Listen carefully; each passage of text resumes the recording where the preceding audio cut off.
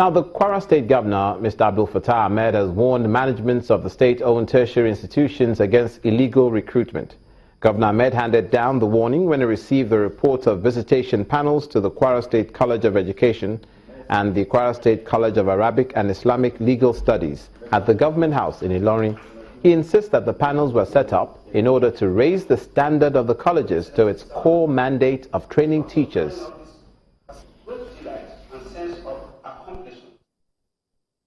We can no longer allow our tertiary institutions the latitude for irregular and unauthorized recruitment, revenue leakages, and general inefficiency.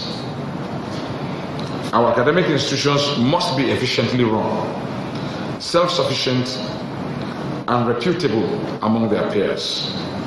As I've said previously, anyone in these institutions found guilty of illegal recruitment or abuse of public funds will be dealt with in accordance with the extant regulations and laws of the land.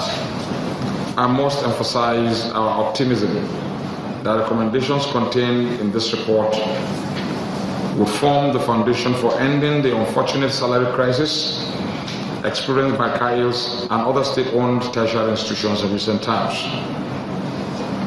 Our resolve in this regard is resolute, and we must end the leakages, inefficiencies, and the unauthorized actions that created this crisis in the shortest possible terms. Mr. Abdul Fattah Ahmed, Governor, Kwara State. Also in education, but this time the sector as it relates to the economy, and research institutions working together with government may produce the necessary solutions that will bring the nation out of the current economic recession. A former university don and presently a director at the Center for Sustainable Development, Nnamdi Azikiwe University, Awka, Professor Ikenna Onyido, made the comments during the 31st Annual Congress of the Nigerian Academy of Education held in Owerri, the Imo state capital. He says the change that Nigeria needs is the one that will be pursued and be effected in the classrooms. It's a gathering of academics and scholars, and the theme of the summit is Education for Sustainable Development in Nigeria. This group of scholars say they are here to brainstorm on issues and challenges facing the education sector in the country, as well as proffering solutions to the economic recession Nigeria has found itself in. Implementation has remained a serious problem in educational development in Nigeria. This is exacerbated by the insufficient display of political will on the part of education authorities, including government and other proprietors of educational institutions. Other speakers agree that universities and other institutions have the capacity to act as the change agents needed by the country. The consequence of this important function of educational institutions is that they are the core of society and the best society by the deployment of knowledge for positive change. Over time, universities and other knowledge centers have come to be regarded as key agents of social change and development. On the present economic recession in the country, the keynote speaker says the country needs to give priority to innovations and knowledge that will foster economic development.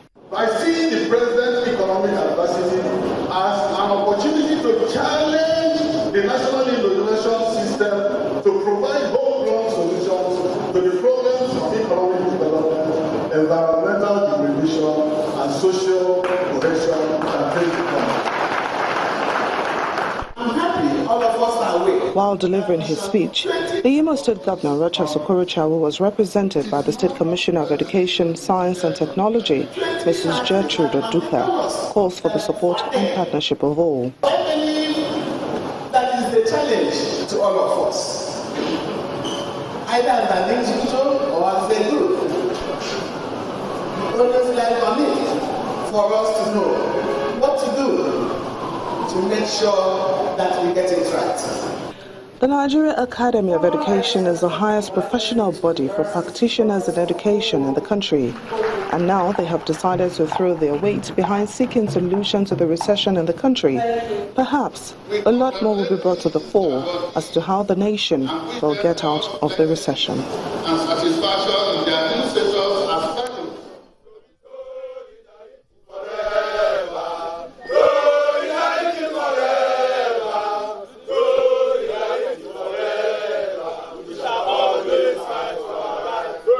To the southwest in Lagos State, a group of workers from Costain West Africa PLC are protesting against the management of the company over unpaid salaries and entitlements.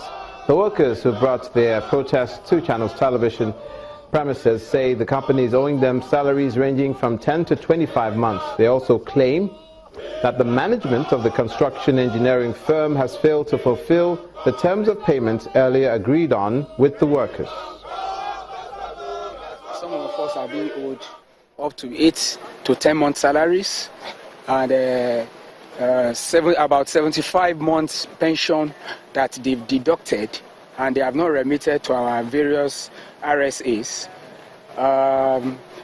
They accumulated gratuity in 2011 because in construction industry they agreed, the employer and employee agreed that they should calculate everything they have done from the day you are employed till 2011 September and pay to you as gratuity. Then they will be paying another gratuity at the end of every year.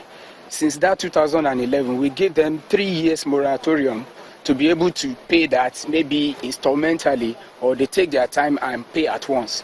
But from 2011 to date is 5 years, and they've not remitted a dime. And as you can see, everybody here is very, very hungry. The family is affected. We cannot send our children to school. We cannot pay our house rent. Some have been evicted. Some people are living inside kiosks by roadside. Some people are living under the bridge. And we are saying we are working. As we speak now, the company is under lock and key. The most painful aspect of it is the fateful day. That was on the 4th of July this year, 2016. Around between 10:30 p.m., the MD came with about 14 policemen and chased our security men away and bringing new security men on Accra Security. I called the MD. I called him several times. The last I called, he said I should go ahead. He said I should go to her and do what I want to. Our attempts to reach the management of the company, that is Costain West Africa PLC, to respond to these allegations so far have proved abortive. When our correspondents called the managing director, Mr. Ayodeji Karim, on the telephone, he declined to comment and referred him to one Mr. Paul Otu, who also declined to comment on the matter.